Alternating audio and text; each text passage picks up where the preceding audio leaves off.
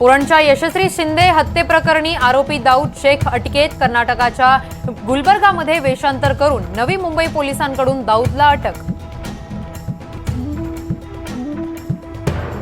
यशस्वी शिंदेच्या हत्येपूर्वीचा CCTV समोर, फुटेजमध्ये आरोपी दाऊद शेख कडून यशस्वीचा पाठलाग। मराठा आंदोलकांचं मातोश्री बाहेर आंदोलन, ठाकरेंनी मराठा आरक्षणाबाबत भूमिका स्पष्ट करावी, आंदोलकांची मागणी। रमेश कोरे भाजपचा माणूस, अंबादास दानवेंचा दावा।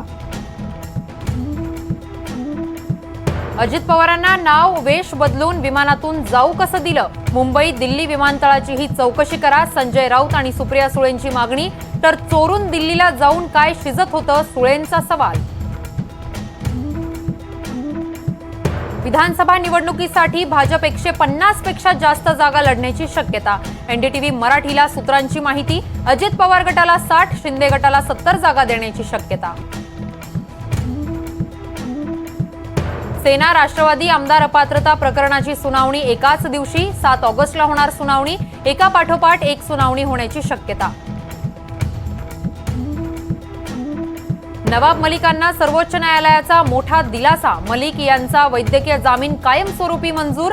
जामीन अर्जाला विरोध न करण्याची ईडीची भूमिका।